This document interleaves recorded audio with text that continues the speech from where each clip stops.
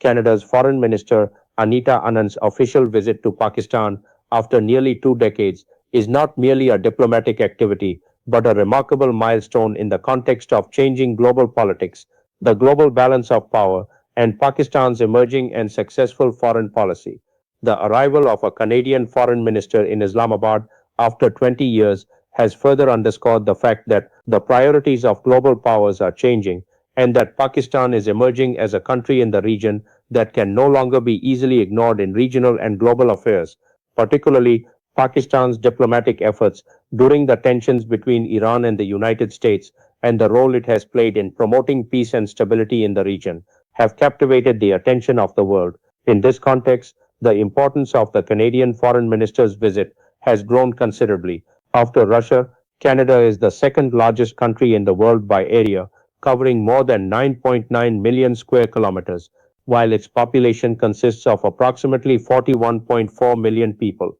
The country is abundantly endowed with natural resources and holds a commanding position in the production of oil, natural gas, uranium, gold, potash, and other important minerals. Canada produces more than 60 types of minerals and metals and ranks among the world's major mineral economies. This is why high level diplomatic engagement between such a developed and resource rich country and Pakistan is important not only for both countries but for the entire region, especially at a time when the balance of the global economy appears to be gradually shifting from the global north to the global south. Canadian Foreign Minister arrived in Pakistan on Monday, where Deputy Prime Minister and Foreign Minister Senator Ishaq welcomed her at the Foreign Office. This is her first visit to Pakistan since assuming the office of Foreign Minister. During the talks between the two foreign ministers, all major aspects of Pakistan Canada relations were extensively deliberated, including trade, investment, education, people to people contacts, regional and global affairs, and various areas of mutual cooperation. During her visit, Anita Anand also met Field Marshal Asim Munir, the Prime Minister, and other Pakistani leaders. Historically, diplomatic relations between Pakistan and Canada were established in 1947, and the relationship between the two countries is founded on strong people to people ties. More than 300,000 people of Pakistani origin live in Canada and can serve as a vital bridge in strengthening economic, social, and cultural relations between the two countries.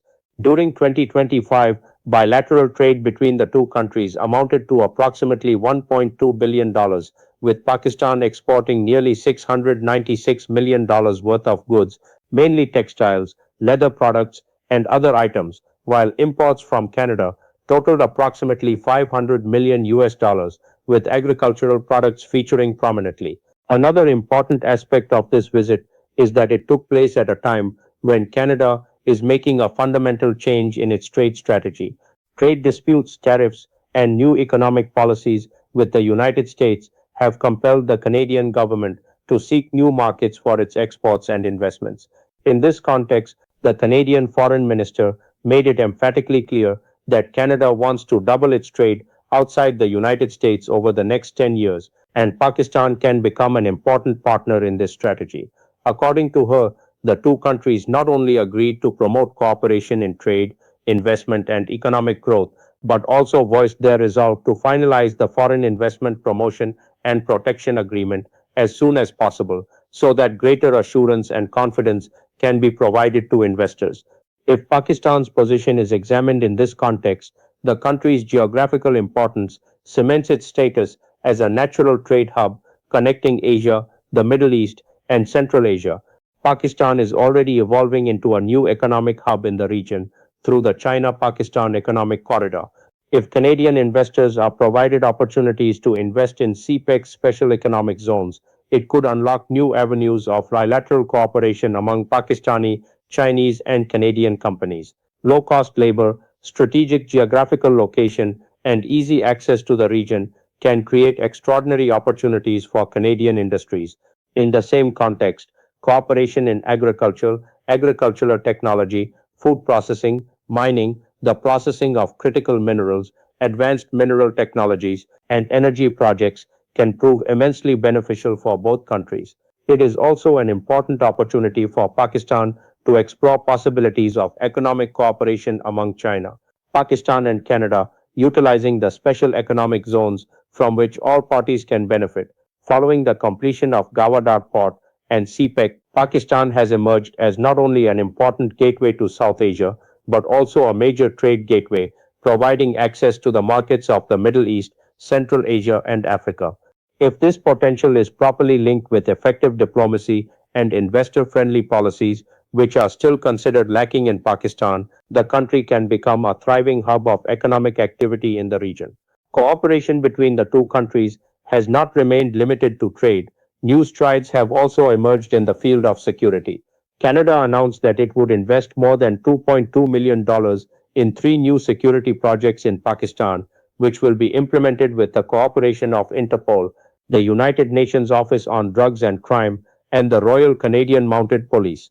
These projects will zero in on border management, counterterrorism, prevention of financial crimes, and specialized training for law enforcement agencies.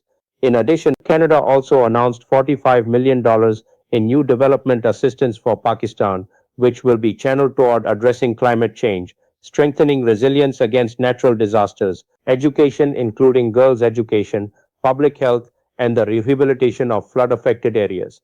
Foreign Minister Ishaq believes that the Pakistani community living in Canada is a sturdy pillar of relations between the two countries, and that the time has come to translate the diplomatic momentum that began last year into tangible results. On the other hand, the Canadian Foreign Minister also reiterated her resolve to further advance the progress made in recent months and take bilateral relations to new heights. She is regarded as a seasoned political leader who has played a significant role in promoting investment protection, governance, and stronger links among different communities in Canada. Another positive aspect for Pakistan is that the Canadian High Commissioner to Islamabad, Tariq Khan, is tirelessly promoting relations between Pakistan and Canada and is keen to further strengthen trade and economic ties between the two countries, which have started paving the way for greater investment, trade, and commerce.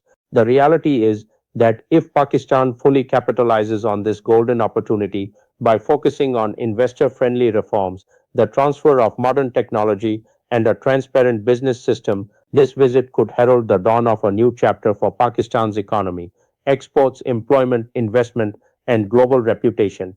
In this regard, Anita Anand's visit represents a landmark in Pakistan Canada relations, the benefits of which will become even more evident in the near future.